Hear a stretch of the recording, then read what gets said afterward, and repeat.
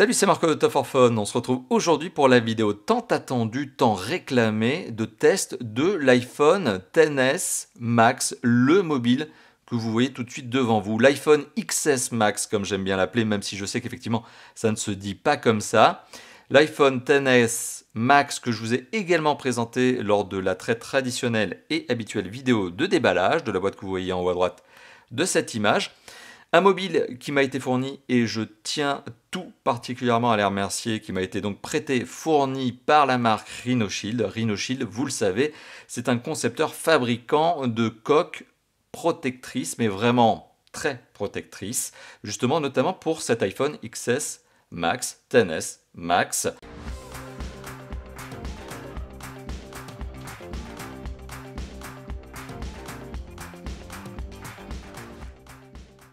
Encore une fois de plus, merci à Rhinoshield.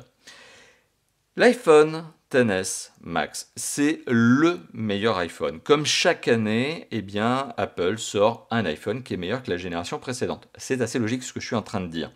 Donc le XS est meilleur que le X et le XS Max est meilleur que le XS tout court. Donc du coup, on se retrouve avec un meilleur mobile, un mobile qui est encore meilleur, toujours meilleur que la génération précédente, et encore meilleur que ces deux petits frères qui sont le XS et le XR. Voilà. Donc on est sur le plus haut de gamme des mobiles qui existent à l'heure actuelle, à un détail près. Ce téléphone existe en 3 versions, mais j'y reviendrai tout à l'heure. Pas uniquement 3 coloris, mais 3 versions de mémoire de stockage. Ici, on est sur la version 64 Go. Ça n'a pas beaucoup d'importance dans mon discours ici, ça n'a pas beaucoup d'importance sur le test, ça ne change rien au niveau du test, mais ce téléphone existe aussi en 256 Go de mémoire de stockage et 512 Go de mémoire de stockage. La chose qui varie, c'est donc la mémoire de stockage et le prix forcément qui va avec. Ici, on est sur un mobile qui vaut 1259 €, prix maximum conseillé. Et comme d'habitude chez Apple, je pense que vous allez galérer pour trouver des bons prix sur ce téléphone, parce que tout simplement, Apple a une politique de prix très stricte. Voilà, donc les prix en général ne baissent jamais, sauf quand il y a une nouvelle génération. Voilà, donc vous êtes en face d'un mobile qui est clairement un ultra haut de gamme, si ce n'est, allez, on va dire l'ultra haut de gamme du moment. Pourquoi? Parce que finalement, c'est le mobile qui se vend le plus dans la catégorie. C'est l'ultra haut de gamme que tout le monde a envie d'avoir. Et je comprends. Et je comprends pourquoi, parce qu'il est vraiment blindé de bons points. C'est un téléphone qui regorge de bons points. Et alors forcément, ici, on est en face d'une vidéo de test chez Top for Phone. Eh bien, c'est des tests qui prennent le temps, qui sont longs, certes, mais qui nous permettent de rentrer dans le détail. C'est un test qui va probablement durer une demi-heure, peut-être plus, on va voir. Et bien justement, vous allez voir, c'est vraiment un excellent mobile. Mais il y a quand même quelques petits points qui font que on peut des fois être un petit peu agacé. Alors, déjà, on va commencer par le tour du propriétaire. Alors, je vous ai parlé du prix. Maintenant, on va faire le tour du propriétaire, on va regarder le look. Alors, l'iPhone XS Max, eh bien, c'est un super beau mobile. La prise en main même de ce téléphone est juste waouh. Rien qu'au niveau de la prise en main, on sait qu'on est en face d'un mobile ultra haut de gamme, on sait qu'on est en face d'un mobile qui vaut plus de 1000 €.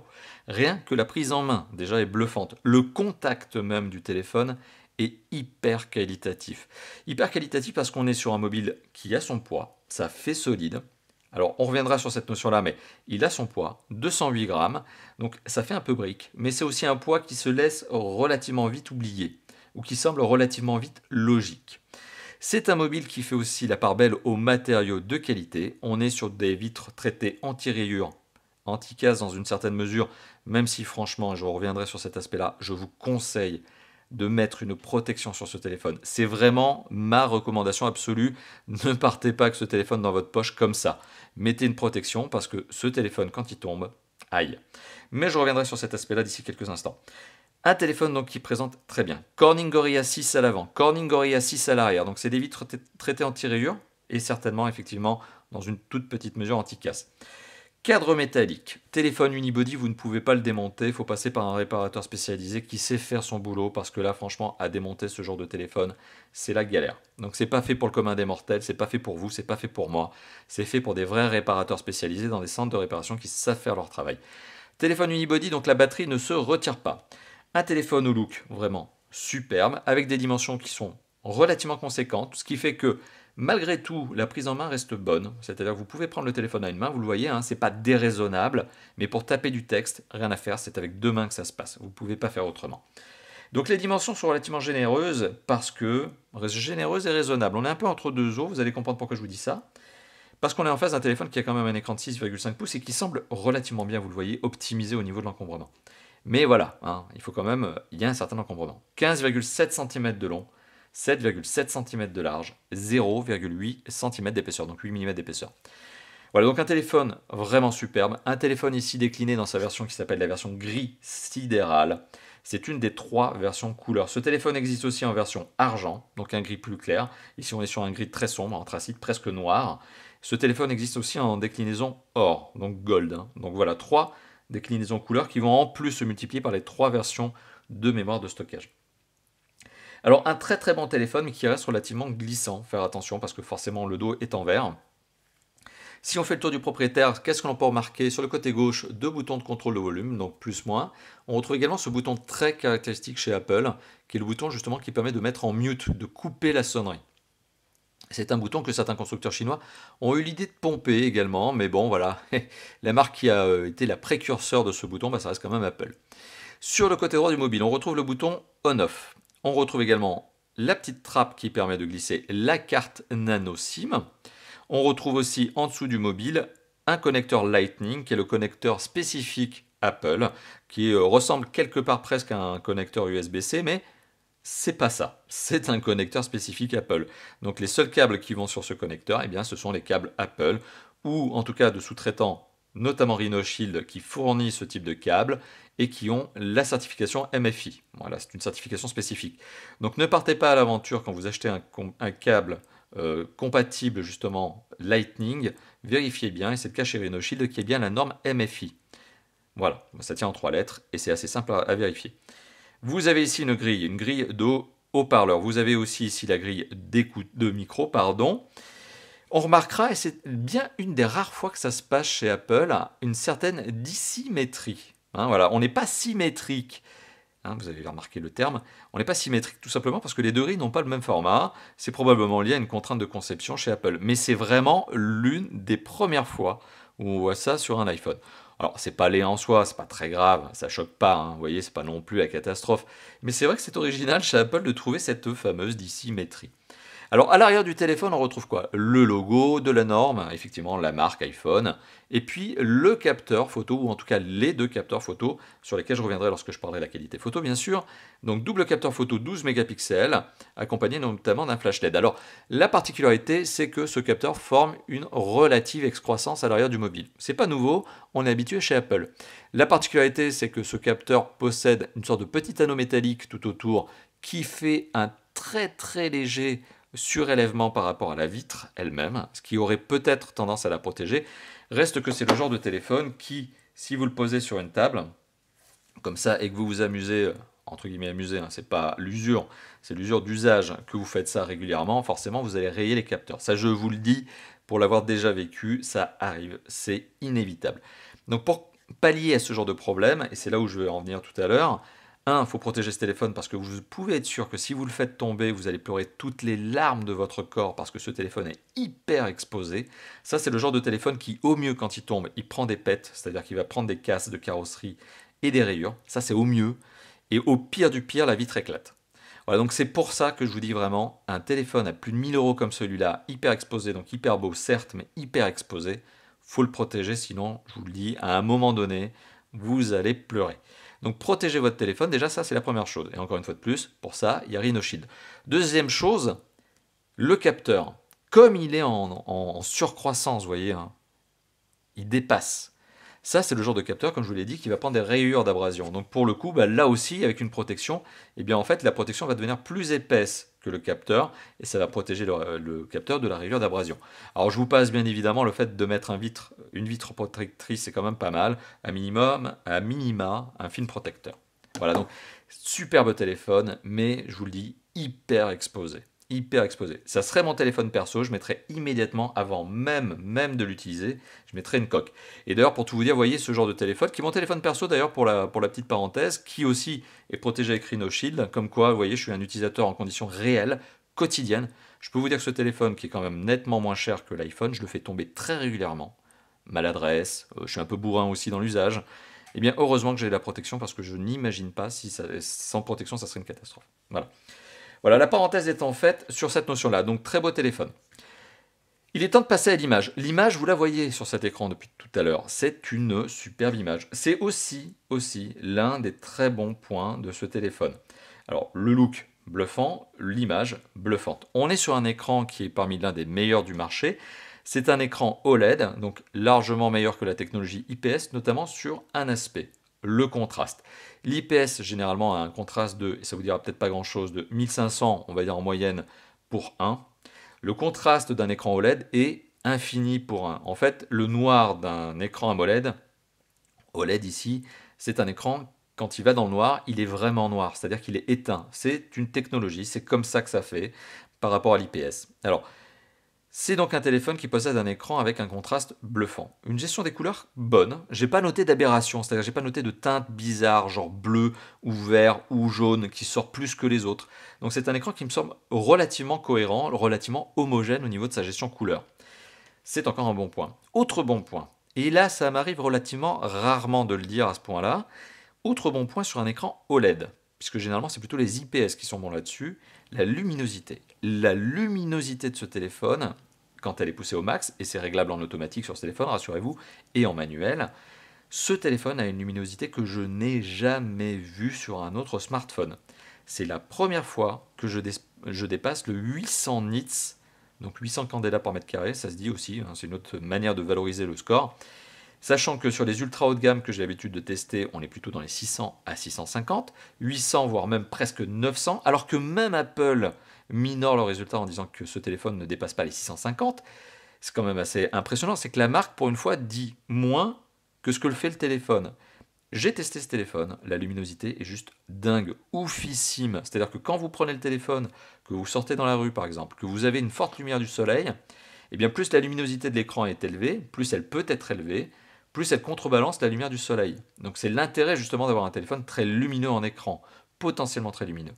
Ici, c'est un truc de fou. C'est un truc de fou. Je n'ai jamais vu ça sur un autre écran. Donc on est sur le meilleur élève en termes de luminosité d'écran. Bon, voilà, c'est Apple, on sent qu'ils ont mis les ronds dans l'écran, bah, ça se sent, ça se sent, ça se voit. Très belle image. Alors, très belle image, d'autres aspects sont aussi à noter sur l'image. Outre l'aspect luminosité. D'ailleurs, je vous disais 650 nits, la marque elle-même revendique 625. Et moi, j'ai atteint les 900. Autre bon point, c'est l'écran, vous l'avez vu, cette diagonale de 6,5 pouces sur la version Max. Très belle diagonale, très grand écran. Donc forcément, effet cinéma. Effet cinéma avec cette malheureuse petite encoche, malheureusement, le notch qui a été, on va dire entre guillemets, lancé par Apple, ou en tout cas qui a été généralisé par Apple, à tel point qu'aujourd'hui, la quasi-totalité des constructeurs, quand ils font un haut de gamme, bah, ils mettent du notch, bah, c'est comme ça. Mais voilà, donc on a bien le notch sur ce téléphone. Pas de bouton, pas de menton en bas. Donc on a vraiment un sentiment d'effet, c'est l'effet cinéma, quoi. L'image occupe, alors c'est assez bizarre, l'image occupe quasi la totalité de la face avant. On vous le voyez vous-même, vous avez l'impression que l'image est vraiment mais quasiment au bord le bord.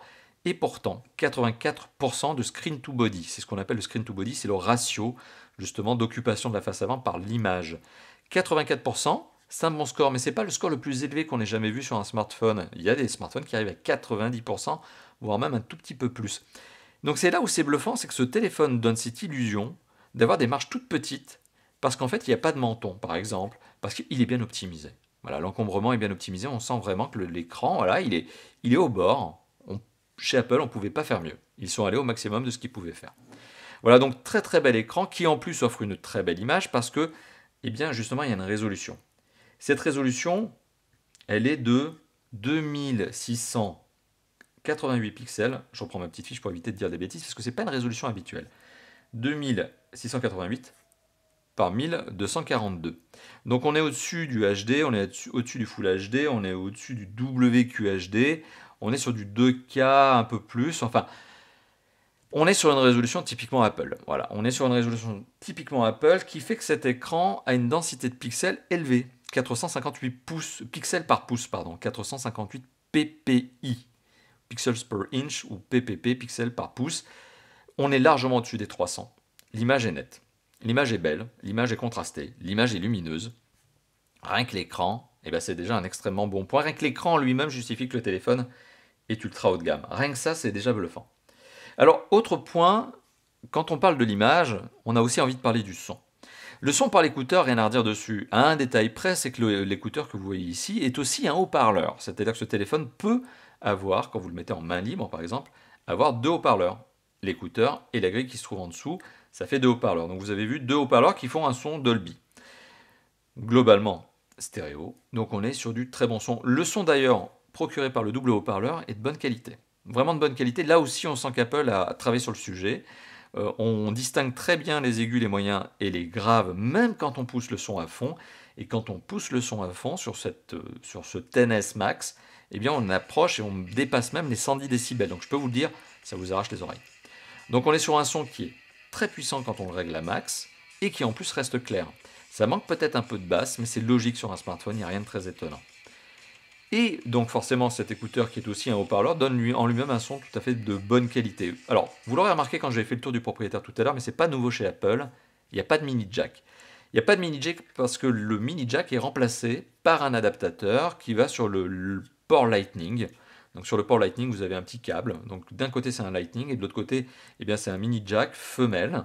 Eh bien, c'est ce type d'adaptateur qui va vous permettre eh bien, de mettre un kit piéton, on va dire classique, avec un mini jack ou un casque avec un mini jack. Voilà. Ce genre, par exemple, je vais vous le montrer, ce genre de connecteur. Voilà. C'est exactement ce genre de connecteur, celui que j'utilise notamment sur mon casque, que je vous ai déjà présenté à de nombreuses reprises. Je ne vais pas revenir sur mon casque perso. Maintenant, je vais revenir sur le mini jack. Il est absent, donc le port Lightning, lui, est présent. Normalement, il y a un adaptateur. C'était le cas, notamment l'année dernière avec le 10, l'iPhone 10, avait l'adaptateur dans la boîte. Eh bien, je vous engage à regarder la vidéo de déballage. Cette année, l'adaptateur n'est pas fourni avec le téléphone. Je trouve ça un petit peu mesquin, surtout qu'en plus, Apple le vend en accessoire à 10 €. Bon, un petit peu de mesquinerie quand même chez Apple, 1259 €, là, le téléphone que vous voyez tout de suite devant vous. Ça va même jusqu'à 1659. Eh ben, ils n'ont pas mis le connecteur, ils n'ont pas mis l'adaptateur à 10 €. C'est pas très beau, c'est pas joli. Hein. Monsieur Apple qui est en train de regarder cette vidéo, moyen là, hein, c'est pas très clean. Mais c'est pas le seul point sur lequel ils n'ont pas bien joué. Hein. Voilà, donc vous allez voir, il y a d'autres choses à se dire. Bon, donc sur cet aspect-là, déjà, au niveau du son, comme je vous l'ai dit, on est très bon. Quand c'est connecté en Lightning ou en Bluetooth, ça n'a rien à redire. Le Bluetooth, c'est du 5.0. Bon, rien à redire dessus, A2DP, etc. Il y a toutes les normes qui vont bien. Alors, il est temps de parler maintenant des performances de ce téléphone. Alors, ce téléphone se classe parmi les plus performants du marché. Le contraire aurait été étonnant. Il y a différentes raisons qui font que ce téléphone, justement, se classe parmi les meilleurs du marché. On va dire que la principale raison, déjà, c'est que le processeur qui est ici placé est un processeur spécial maison. C'est du Apple, en tout cas, c'est Apple qui est concepteur du processeur. C'est un processeur qui présente la particularité d'être gravé en 7 nanomètres. Ça ne vous dira peut-être rien, mais il y a un avantage justement à ce que le processeur ait une indication, un indice de gravure le plus petit possible. Et 7 nanomètres, je peux vous dire que là, c'est vraiment très petit. Hein. Ça dépasse même les processeurs de PC. Hein. On est vraiment sur un niveau aujourd'hui d'optimisation processeur smartphone qui est un truc de fou. On arrive donc ici sur un processeur qui s'appelle le A12, Apple A12 Bionic. C'est son nom, il remplace donc le A11 de l'année dernière. Il est meilleur, 15% plus performant, il consomme 15% d'énergie en moins. C'est un 6 cœurs. Alors c'est assez particulier parce que généralement on est plutôt sur des 4 cœurs ou des 8 cœurs ou des 10 cœurs. Le 6 cœurs est assez rare en termes de processeur, sauf chez Apple. On a 2 cœurs qui sont cadencés à 2,5 GHz et 4 cœurs qui sont cadencés à 1,6 GHz. Les 6 cœurs n'ont pas la même vitesse, les 6 cœurs n'ont pas la même fonction, les 6 cœurs ne sont pas utilisés tout le temps à plein régime en fonction de ce que vous faites. Donc c'est aussi une technologie qu'on va qualifier de Big Little qui permet de réduire la consommation énergétique. Par exemple, quand vous regardez des vidéos, ça consomme moins d'énergie, ou en tout cas moins de ressources nécessaires par rapport à du gros jeu 3D. Le téléphone va réduire, en fait, on va dire, la gourmandise liée à ce processeur, parce qu'il y a besoin de moins de performance. Ce processeur a 4 Go de mémoire vive, 4 Go de RAM, et donc vous l'avez compris, il y a plusieurs versions, il y a la 64 Go, 256 et 512 Go de mémoire de stockage interne. Pas de micro SD, très classique chez Apple, comme ça vous êtes forcé de choisir entre la 64, la 256 et la 512 Go de mémoire. C'est très classique, hein, voilà, c'est fait exprès. Hein. Apple n'a pas oublié le port micro SD sur lequel je vais revenir. Ils l'ont pas oublié hein, chez Apple, ils l'ont volontairement pas mis pour vous forcer à choisir une version. la version 64 Go entrée de gamme, on va dire, qui est déjà à 1259 euros. Ou bah, si vous êtes un grand malade et que vous avez cramé votre PEL, vous allez partir sur la version 1659 euros, qui elle a 512 Go. 512 Go, bah, c'est plus que certains PC. Hein, voilà. Bon, on va dire que là, vous êtes dans l'ultra haut de gamme. Hein, ultra, ultra. Hein. Voilà, donc petite parenthèse étant faite sur les 3 déclinaisons de mémoire de stockage, il faut savoir que la version que j'ai testée, donc la 64 Go, quand vous l'allumez, que vous faites les premières mises à jour, premières installs d'application, vraiment le pack de base, vous arrivez à 50,5. C'est-à-dire que vous en perdez, allez, on va dire presque 14 dans l'histoire de la conversion, système d'exploitation, premières applications, premières mises à jour. Bon, voilà, mais bon, 50 Go, ça reste quand même relativement confortable, surtout que vous avez accès, grâce à Apple, à un certain nombre de services cloud qui vous permettent par exemple de stocker vos photos en ligne, de stocker vos MP3 en ligne, etc. Mais bon, pour le coup, comme c'est en ligne, ça suppose que vous ayez une très bonne connexion quand vous vous déplacez, par exemple, pour écouter vos MP3. Ça serait dommage d'avoir des coupures parce que vous passez d'une 4G à une 3G, voire même à du Edge. Bon, hein, parce que vous êtes dans une zone mal couverte. Donc le cloud, pour moi, c'est plus une mémoire de stockage, certes, mais complémentaire, de secours. Hein, c'est plutôt comme ça que je le vois. Alors on a parlé des performances, mais j'ai quand même envie de vous les montrer en termes de score. 350 000 points. Alors, faites attention, un score de 350 000 points sur un Apple, ça n'a rien à voir avec un score de 350 000 points sur un téléphone Android. Parce que déjà, les smartphones Android n'arrivent pas à accrocher les 350 000 points, mais parce que la manière de calculer les choses sur Antutu n'est pas la même. Donc du coup, c'est assez difficile de comparer un Apple, iPhone, XS Max et un smartphone Android, quand bien même il est lui aussi ultra haut de gamme. Donc c'est assez difficile de comparer les scores. Par contre, ce qu'il faut savoir, et là c'est clair, c'est évident, cet Apple XS Max figure parmi, on va se dire clairement, le top 3 des meilleurs smartphones en termes de performance du marché à l'heure actuelle. Donc on est vraiment sur la crème de la crème, on est au top. Alors ça c'est pour justement Antutu. Alors vous qui êtes amateur de vidéos de tests de Top 4 Phone notamment et qui regardez régulièrement les tests, n'est-ce pas? Eh bien vous avez remarqué qu'il y a aussi 3D marques. Et 3D marques ici sur Single, alors c'est le Single Shot Extreme, c'est vraiment le plus gros des benchmarks sur 3D Mark, eh bien on est sur un score de 3555 points. Bon, ça parlera aux connaisseurs, mais autant vous le dire, et vous l'avez vu, là il y a du Fortnite installé, du PUBG installé, ce téléphone envoie du pâté, mais vraiment, ça coupe du bois, comme dirait Étienne, dédicace à Étienne, ça coupe du bois. C'est vraiment un téléphone qui performe. Donc en gros, tous les gros jeux 3D du moment, mais même ceux qui vont venir dans les 2 années à venir, euh, tranquille. Franchement, ça passe tranquille. PUBG mode qualité haute, hein, haute qualité graphique, fluidité d'image, fluidité de jeu, génial.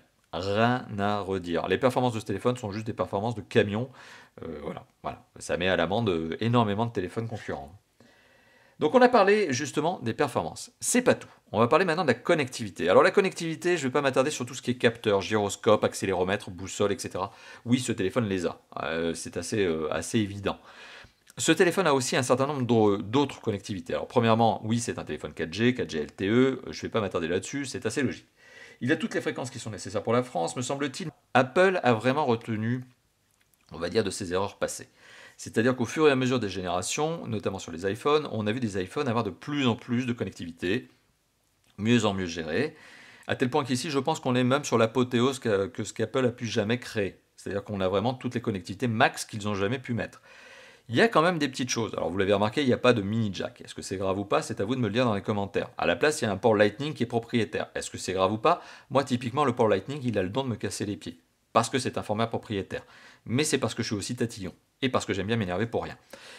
Bon, il y a un certain nombre d'autres aspects qui manquent. Il n'y a pas la radio FM de base. Est-ce que c'est grave? Non, parce que vous avez la radio en ligne. Bon, il y a un certain nombre de paramètres comme ça, vous voyez. Malgré tout, oui, on est sur un téléphone qui a aujourd'hui, et ça vaut la peine d'être dit, une bonne accroche. Ça n'a rien à voir avec l'iPhone 4, si vous voyez ce que je veux dire. Donc on a une très très bonne accroche, rien à redire dessus. C'est un téléphone qui performe, qui envoie du pâté. C'est un téléphone qui a donc aussi, alors assez original, deux possibilités de carte SIM. Alors j'allais dire 2 emplacements, non, il n'y en a qu'un. Il y a un seul emplacement au format nano. Donc c'est un simple SIM nano SIM. Mais ce téléphone est doté d'une fonction eSIM. Et la eSIM, c'est une carte SIM virtuelle, donc ça n'est pas une carte SIM que vous allez insérer dans le téléphone, c'est une puce, c'est un composant qui est déjà dans le téléphone. Certains opérateurs dans le monde permettent d'injecter le numéro de téléphone et les informations du numéro de téléphone de votre ligne, donc, directement dans le téléphone. C'est la fonction d'une eSIM par rapport à une SIM classique. Bon, ce téléphone est donc doté d'un emplacement pour nano SIM, donc bon, normalement vous êtes tranquille, mais c'est un double SIM avec la fonction eSIM. Et malheureusement aujourd'hui, novembre 2018 lorsque je fais cette vidéo, eh bien en France les opérateurs n'ont pas encore la eSIM.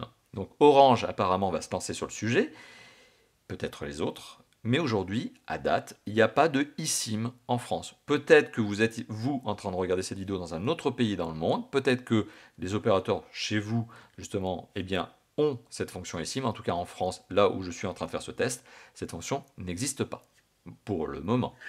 Voilà, donc ça c'est une particularité aussi de ce téléphone. Autre particularité, le téléphone est bien sûr doté du Wi-Fi, ABGN-AC, donc il a toutes les normes. Ce téléphone est doté du Bluetooth 5.0, je vous en ai parlé tout à l'heure, plus A2DP, etc. Toutes les normes nécessaires pour avoir de la bonne qualité de son. Ce téléphone est doté de plusieurs niveaux de connexion satellite GPS, ou en tout cas de navigation. Il y a le satellite américain, enfin en tout cas les réseaux de satellites ou américains, donc GPS, plus la fonction AGPS, donc c'est les antennes cellulaires et les bandes Wi-Fi, donc pour accroître la précision de localisation. Donc AGPS, donc déjà c'est le premier point. Ce téléphone est aussi GLONASS, ça c'est le réseau de satellites russe. Ok, très bien. Ce téléphone est également Galileo. Alors Galileo c'est le réseau de satellites de navigation, cette fois-ci européen. Très bien, encore une fois de plus. Rares sont les smartphones qui ont aujourd'hui Galileo. Galileo a été officialisé, lancé, on va dire, pour de bon en 2018. Donc c'est encore tout récent, c'est tout frais. Et ce téléphone est aussi doté du réseau de satellites japonais, ce qui est extrêmement rare sur un smartphone, qui s'appelle le QZSS. C'est pas moi qui l'invente, c'est comme ça que ça s'appelle. QZSS, c'est le réseau de satellites japonais. Et la particularité de ce réseau de satellites, c'est qu'il ne marche qu'au Japon. Voilà, c'est vraiment spécifique Japon. Mais bon, c'est comme ça, au moins ce téléphone-là. Par contre, particularité, vous l'aurez remarqué, il y a un réseau de satellites, si vous êtes connaisseur, que je n'ai pas indiqué, c'est le réseau de satellites chinois, qui s'appelle BDS ou Beidou. Et bien ce réseau de satellites n'est pas visiblement exploité par l'Apple iPhone XS Max. Visiblement, BDS ne fait pas partie des réseaux de satellites qui sont utilisés, exploités par ce téléphone. C'est assez étonnant. D'un côté, oui, c'est étonnant, parce qu'on aurait pu se dire, bah tiens, mais ils vont tous les mettre.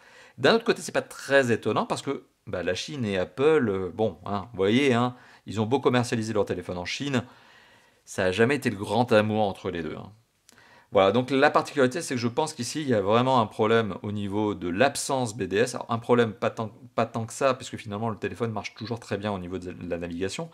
Mais on sent qu'il y a un problème plutôt stratégie, un problème peut-être politique, qui sait. Alors, autre bon point de ce téléphone, pour un Apple, ça sera rare. Ce téléphone est doté notamment d'un bon DAS, ou en tout cas d'un DAS qui devient acceptable. Apple n'a jamais été un très bon élève sur les DAS.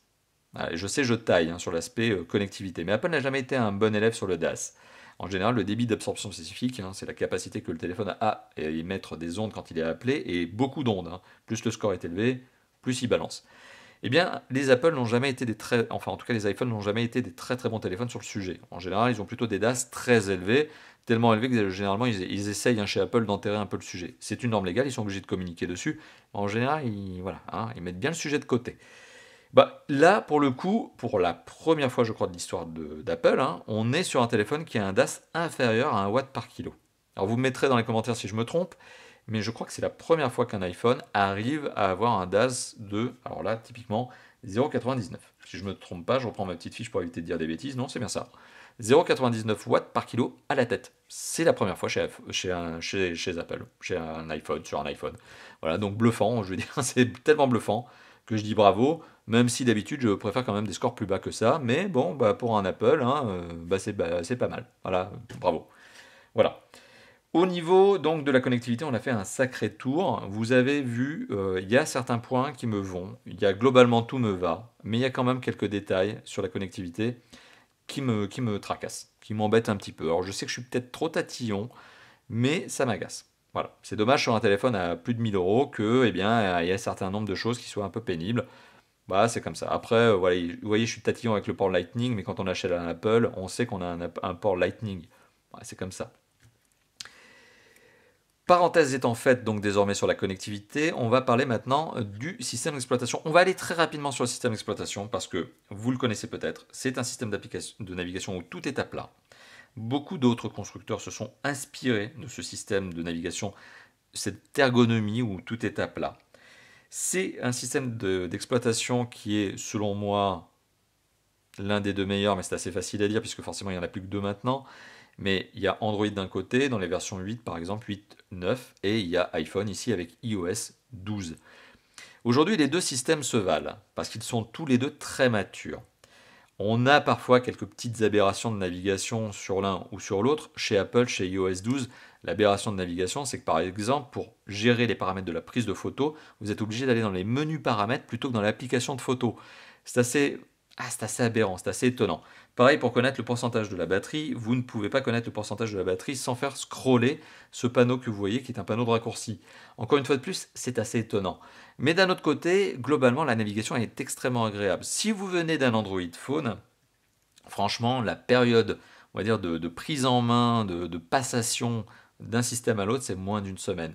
Vous prenez très rapidement vos marques avec iOS 12. Il est vraiment très fluide. C'est un système qui est fluide, très ergonomique, très design, très beau, qui sera sûrement mis en iOS 13 et iOS 14 à jour, j'entends. On est sur du très bon. On est sur du très très bon système d'exploitation qui présente une autre particularité. iOS est un système d'exploitation hyper verrouillé par Apple. Alors ça présente un avantage pour vous, utilisateurs, vous et moi qui sommes en train donc de regarder et de faire cette vidéo, ça présente l'avantage que comme le système d'exploitation est extrêmement verrouillé, comme toutes les applications sont validées par Apple, comme toutes les applications peuvent être même dézinguées de l'Apple Store par Apple en un claquement de doigts parce qu'il y a juste un bouton qui est mal placé. Ça fait en sorte que, les applications en général ne crachent pas, il faut vraiment y aller pour faire cracher un Apple, un iPhone. Deuxièmement, elles sont toutes basées sur une ergonomie similaire d'application en application. Ce qui fait qu'en général, on n'a pas de perte de repères, contrairement à des applications sur Android qui sont parfois un peu plus, on va dire, libres en termes de design, libres en termes de code esthétique, et où on peut un peu galérer à retrouver ses bases, ses repères. Donc ici, on est sur une application, ou en tout cas sur une gestion des applications, du design, de l'ergonomie, qui est juste parfaite parce que c'est la manière la plus verrouillée, la plus cadenassée d'offrir un contenu de qualité pour l'utilisateur que vous êtes. Très bien. Pour les développeurs, par contre, c'est une horreur. C'est une catastrophe. Parce qu'ils sont obligés de passer par des process de validation qui sont des trucs de fou. Mais c'est le jeu. C'est le jeu pour eux pour bénéficier justement d'un accès à plus de 20% de part de marché des smartphones dans le monde. Voilà, parce que iOS, c'est quand même plus de 20% de part de marché dans le monde.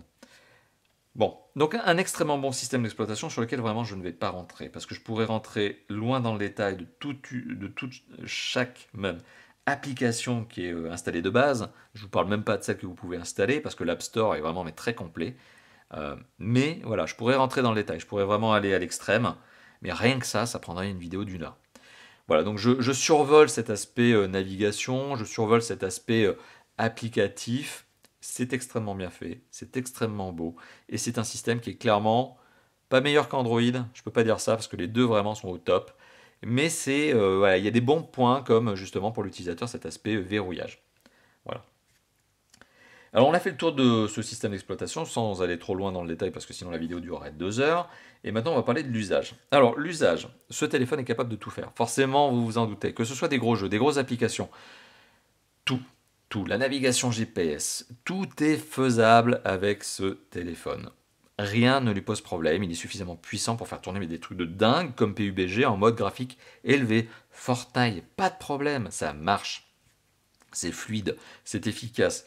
Vous avez le gestionnaire, si j'y arrive, si je le lance d'ailleurs. Normalement c'est comme ça je crois. Le gestionnaire des applications. Est-ce que j'ai killé toutes les applications? Peut-être. Non, voilà. Il faut juste appuyer. Vous voyez, il y a quand même des petits raccourcis à prendre. Hein. Mais vous voyez, il n'y a plus de boutons. Voilà. Et on peut killer des applications comme ça. Bon. Parenthèse étant faite, oui, ça marche très bien au niveau des apps. Oui, ça marche très bien au niveau des jeux. J'aurais probablement déjà mis du PUBG d'ailleurs en incrustation vidéo. C'est beau, c'est fluide, c'est efficace. Le plaisir de gamer sur ce genre de mobile, le mobile gaming, est juste une excellente expérience. Alors maintenant, il y a deux autres usages sur lesquels j'ai envie de m'appesantir avec vous, au niveau notamment de ce téléphone. Par rapport, par exemple, par rapport à d'autres concurrents. Alors, il y a la qualité photo. Alors la première chose qu'il faut remarquer, et vous l'aurez remarqué tout à l'heure puisque je vous ai en effet la présentation, c'est qu'il y a un double capteur photo dorsal. Alors ce double capteur photo dorsal présente la particularité 1, bon bien sûr d'être stabilisé, ok. 2, je le dis tout de suite sinon je vais oublier, de permettre de prendre des vidéos qui sont des vidéos 4K 60 fps, donc 60 images par seconde, ce qui n'est pas donné à tout le monde, il faut vraiment avoir un téléphone puissant avec des bons capteurs pour faire ça, c'est le cas ici. La particularité, c'est que ce téléphone est doté donc d'un capteur qui peut être grand angle, le 12 mégapixels, et un autre 12 mégapixels, qui lui est un capteur avec téléobjectif, donc zoom optique. Donc la particularité de ces capteurs, c'est celle-ci, c'est celle que je viens de vous indiquer. L'autre particularité, c'est qu'ils ont cette capacité à prendre des photos avec un effet bokeh, donc une profondeur de champ parfaite. Voilà, on est parmi les 3 meilleurs smartphones photophones du moment. Ça, c'est la particularité. Les photos se prennent vite, les photos se prennent bien, le focus se fait très bien, l'intelligence artificielle du téléphone arrive à gérer typiquement le type de photo que vous voulez prendre. Autre parenthèse supplémentaire, la qualité des couleurs est bonne, c'est-à-dire qu'il n'y a pas d'aberration chromatique, en tout cas j'en ai pas noté. Autre paramètre, ce téléphone fait partie des meilleurs élèves en termes de gestion de la luminosité, c'est-à-dire que même quand vous êtes en galère de lumière, trop de lumière ou pas assez, le téléphone se débrouille. Le téléphone se débrouille très bien avec la gestion de la lumière. D'ailleurs, sur cet aspect-là, je crois qu'on n'est pas loin du top 1. Hein. Je pense que là, on est même plutôt dans le top 2, certes, mais ah là là, c'est vraiment du très très bon. La qualité photo, clairement, de ce téléphone, et j'aurais probablement mis une incrustation, c'est vraiment du très très bon. Du très très bon. La qualité photo frontale. Alors, c'est assez étonnant parce que, on le sait, les constructeurs ont tendance à partir à la surenchère en termes de mégapixels. Ici, on est sur un 7 mégapixels. Ça a l'air peu comme ça, mais il vaut mieux un 7 mégapixels, et ça a l'air bête ce que je dis, mais il vaut mieux avoir un 7 mégapixels qui prend bien les photos qu'un 12 ou 20 ou 24 qui prend des photos avec des aberrations. Ici, on est sur un 7 mégapixels qui prend très bien les photos, les selfies sont propres, il y a une vraie profondeur de champ, c'est optimisé, c'est top. Voilà, donc vraiment très bonne qualité photo frontale, très bonne qualité photo dorsale. C'est un vrai photophone et c'est clairement l'un des 3 meilleurs du marché à l'heure actuelle.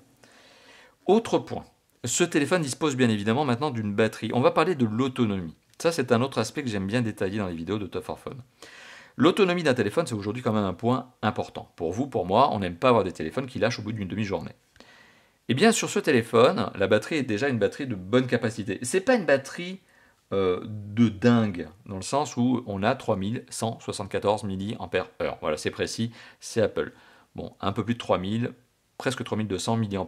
C'est pas la batterie la plus grosse qu'on puisse trouver sur un téléphone de cette catégorie. Il y a des concurrents qui ont des batteries de 4200 mAh. Vous voyez peut-être de quel concurrent je veux parler.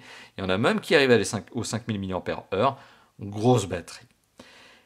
L'avantage de ce téléphone, c'est que même s'il n'a pas une batterie de camion, il est quand même capable, pour le coup, de bien gérer sa consommation énergétique. Et comme je vous l'ai dit tout à l'heure, c'est un téléphone qui est plus performant que la génération précédente, mais qui consomme tout en même temps 15% de batterie en moins, 15% d'autonomie en moins pour les mêmes usages. Du coup, certes, c'est un téléphone qui est capable de faire plusieurs heures de jeux vidéo, et encore plus de lecture vidéo. C'est-à-dire que si vous êtes un gros accro à du Netflix, à de la série, vous allez mettre de la série dans la mémoire de votre téléphone.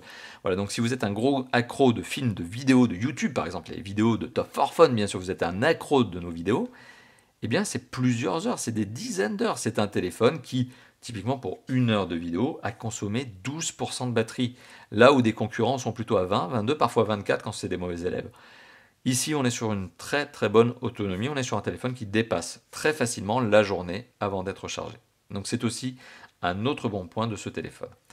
Voilà, donc on a fait quand même un tour très exhaustif du mobile. On aurait pu aller, vous l'avez remarqué, encore un cran plus loin. On aurait pu faire une vidéo qui dure 2 heures. Je pense que vous auriez craqué. Hein. Quand même 40 minutes de vidéo, on est pas mal. Hein, on n'est pas loin de 40 minutes, c'est quand même déjà pas mal. Alors vous l'avez compris, ce téléphone est un excellent phone. C'est un excellent photophone, c'est un excellent smartphone, c'est un excellent ultra haut de gamme. Est-ce que le prix de ce téléphone est justifié? Par rapport à tout ce que je vous ai détaillé comme spécification, j'ai presque envie de vous dire oui. C'est rare que je vais dire, c'est vraiment rare quand je dis qu'un téléphone ultra haut de gamme justifie son prix. Je trouve ici que oui, les 1259 € sont justifiés par eh bien, la qualité, les spécifications du mobile. Là où d'un autre côté on peut se dire que c'est pas justifié, c'est que c'est dans l'absolu c'est trop cher. Hein, on est sur un téléphone qui vaut plus de 1000 €, même déjà un téléphone qui vaut 1000 €, je trouve ça cher. On a dépassé le cap des 1000 €, on est sur un prix équivalent à un SMIC, on est sur un prix qui équivaut à des très beaux loyers parisiens. C'est dingue. On est en face d'un téléphone qui est waouh, clairement, mais on est sur un téléphone qui a aussi un prix de dingue. Donc c'est là où aussi j'ai un petit peu plus de retrait, c'est-à-dire que je trouve l'iPhone XS Max exceptionnellement bon, vraiment très bon, mais je le trouve trop cher. Je le trouve trop cher dans l'absolu. Encore une fois de plus, vous avez compris ce que je veux dire. Le téléphone vaut son prix. Ce téléphone a un prix qui est, on va dire, cohérent, même si on sait que le coût de conception et de fabrication est bien moindre que les 1259 euros. Mais c'est un prix qui se justifie encore. Mais c'est un prix qui, dans l'absolu, reste trop élevé pour moi. Concrètement, je vous donne mon avis. Si je devais acheter un téléphone, malheureusement, non, je n'achèterais pas un iPhone XS Max ou XS Max, parce que le budget n'est pas le mien. Clairement pas. Voilà. Hein, moi, je préfère être sur des téléphones quand même un peu plus raisonnables. Mais j'ai le plaisir, et c'est là aussi où c'est l'avantage d'être chez Top 4 Fun, j'ai le plaisir de le tester. Et bon, vous voyez, donc ça compense un peu le truc. Bon, on a fait le tour. Donc globalement, vous l'avez compris, c'est un téléphone que je vous recommande à l'achat, mais il y a des sujets sur lesquels je suis aussi très agacé. Et là aussi, ça va avec le prix. C'est notamment l'absence d'adaptateur mini jack. Pourquoi? Pour économiser quoi? Pour économiser 20 centimes et essayer de vous vendre un adaptateur à 10 euros? C'est pas très beau. C'est pas beau de la part d'Apple. Autre chose, le chargeur rapide. Et là, c'est franchement le tacle le plus gros que j'ai envie de mettre à Apple ici. Le chargeur rapide, eh bien, n'est pas fourni avec ce téléphone. Ce téléphone est compatible aux recharges rapides. Il l'est. Il est même compatible aux recharges sans fil. Je ne vous l'ai pas indiqué tout à l'heure, mais le dos est compatible aux recharges sans fil. Mais le chargeur qui est fourni dans cette boîte, que je vous engage d'ailleurs encore à regarder dans la vidéo de déballage, hein, comme ça vous aurez tous les détails, le chargeur n'est pas un chargeur rapide. Le chargeur rapide est vendu en option et il est vendu plusieurs dizaines d'euros. Donc là aussi, on a encore un petit truc qui est mesquin, je trouve. On est sur un téléphone qui vaut plus de 1000 euros et pourquoi Apple? Pourquoi tu te permets, Apple, de vendre des accessoires à des prix prohibitifs alors que ça devrait faire partie de la boîte? L'adaptateur mini jack, le chargeur rapide, 55 euros. Pourquoi tu ne le mets pas dans la boîte? Voilà, donc c'est ce genre de choses qui, moi, me révolte un petit peu quand on parle d'un téléphone ultra haut de gamme. Normalement, tout devrait être dans la boîte, surtout qu'on parle des accessoires de base. On parle pas des trucs de dingue, on parle vraiment d'un truc de base. Donc on sent qu'Apple a cette politique qui est vraiment une politique commerciale hyper agressive, mais dans le mauvais sens du terme. C'est-à-dire qu'il y a des marques qui se battent pour vous fournir des téléphones bien spéqués à des prix très bas. Ici, on est dans l'inverse. On est sur un téléphone qui a un prix très élevé, et en plus, Apple vous en demande encore pour les accessoires que vous allez acheter en complément. Parce que je vous le dis honnêtement, quand vous achetez un iPhone XS Max, vous allez sûrement acheter le chargeur recharge rapide. C'est une certitude. Donc vous allez rajouter 55 euros. Voilà. Donc il est temps pour nous de se laisser sur bien sûr cette conclusion. Donc vous l'avez compris, je suis très enthousiaste au niveau de ce téléphone. C'est un excellent téléphone. J'adore les iPhones. Et oui, je vous le dis, j'adore les iPhones parce que ce sont de très bons produits. Malheureusement, leurs prix sont généralement très élevés, prohibitifs. C'est la marque Apple qui m'agace un petit peu, notamment avec ces petites politiques là de gagne, voilà, un adaptateur secteur, etc. Bon, c'est un peu dommage. Voilà, mais voilà, j'adore les iPhones, j'adore ce téléphone. Je vous dis oui, foncez-y. Si vous avez envie de craquer votre PEL, allez-y. Je vous recommande encore une fois de plus, réellement, mettez les protections sur ce téléphone, sinon vous allez pleurer toutes les larmes de votre corps quand il va tomber, parce que ça arrive un jour, ça arrive tôt ou tard.